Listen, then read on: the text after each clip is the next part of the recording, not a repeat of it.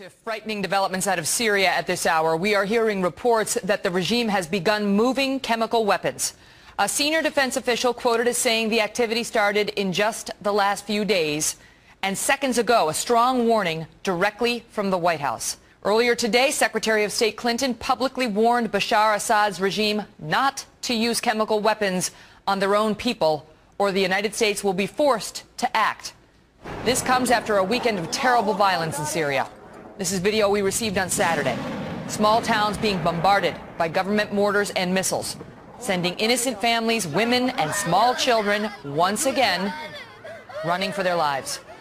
A short time ago, the United Nations announced it is withdrawing all non-essential personnel from that country as the possible threat of chemical warfare now looms.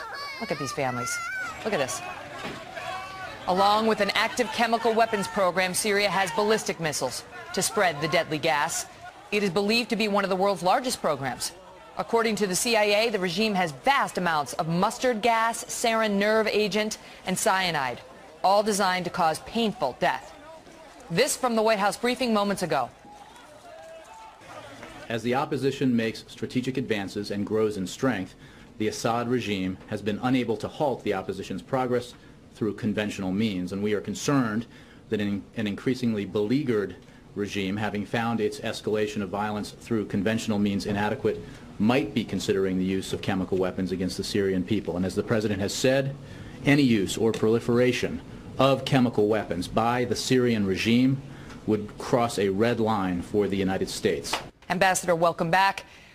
This situation seems to be going from bad to worse in Syria, and Assad continues the massacre of his own people, and now we are supposed to believe, as things continue spiraling downward in that nation, that what we're supposed to trust him, that he won't do it, as he feels his grip on power loosening? Well, I think it's entirely possible that Assad would use chemical weapons, especially if he thinks it's that or the collapse of his regime. There are other less threatening explanations. He's just moving the weapons or the agent out of range of the opposition, or he's preparing for an enclave strategy if the country itself falls apart.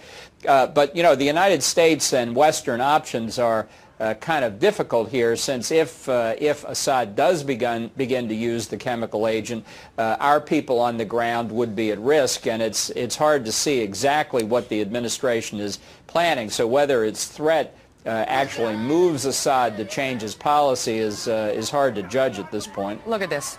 Look at these children running for their lives, and we've seen this. I mean, I'm just disgusted by how many times we've seen this, Ambassador Bolton. If I get one more report about a child being tortured to death in Syria, children are being tortured and killed by this regime, and now we've had Al-Qaeda exploiting the power vacuum and doing killing of its own. But now you got reports that there are, quote, worrying signs of activity when it comes to these chemical weapons in the last few days. And you tell me what the United States is going to do if this lunatic is about to unleash sarin nerve gas on these kids. Yeah. Well, of course, we have seen regimes in the Middle East use chemical weapons against their own people. Saddam Hussein used it against the Kurds in Iraq. Amnesty International has reported years ago that Hafez al-Assad, Bashar al-Assad's father, used chemical weapons in the Hama massacre some decades ago. So, again, it's not at all surprising, and I have to say the administration must have pretty concrete intelligence that Assad is doing things that make it possible for him to use these weapons. But as you also indicated, the opposition's record on human rights violations isn't exactly sterling, and I would worry that if they get their hands on the chemical weapons, at least some of them, the Al-Qaeda sympathizers in particular, might use them in Syria or might take them away for terrorist use elsewhere. So it is a very, very dangerous situation. There's no doubt about that. Right. There's fewer and fewer noble players over there. It started as, you know, sort of real people who didn't want to be under this man's thumb in every manner of their lives anymore, but it's become something very different as Al-Qaeda and other terrorists have sought to take advantage of the unrest there. Ambassador, what could we do? I mean, if we really think he's about to use chemical weapons, maybe not today, maybe not tomorrow, but if we're getting this concerned about it and we're saying that's a red line, that was Hillary Clinton's term, what does that mean? Well, for American options, I think they're actually fairly limited, and they're all dangerous. One is to destroy the chemical weapons in place, whether through aerial attack or special operations forces on the ground. That obviously puts people at risk. It's not easy to destroy this agent or these weapons. The other would be to try and capture supplies of the weapons and get them out of the country. That's also very dangerous in the middle of a civil war.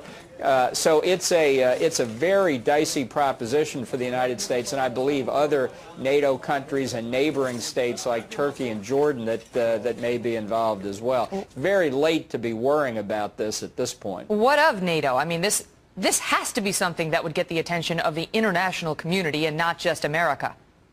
Well, I think the Turks are already very worried, the Jordanians and Israelis as well. I think in cooperation with France and Britain and perhaps other NATO countries, we have clearly been planning for contingency operations, and it may simply be that whatever it is that the administration has uncovered about what Assad is doing with his chemical weapons stockpiles, we're at the point where a decision is going to have to be made. I mean, if they're really that worried, I don't think we should wait until Assad starts using them. We have to consider doing something to prevent their use, because if he unleashes chemical weapons against the opposition, and he eventually falls, the prospects of an opposition bloodbath, which are already very high, I think become overwhelming.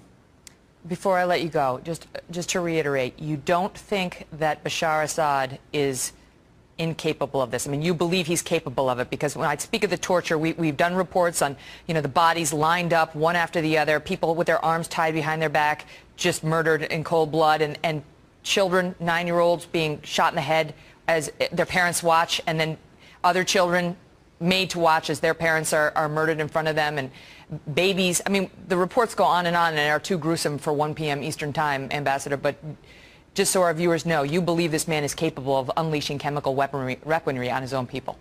Oh, absolutely. I don't think he would hesitate if he thought it was that or the end of his regime and his end as well. I think it would be second nature to him. الله أكبر. آثار القصف الهمجي والعشوائي على مدينة دير الزور. الله أكبر.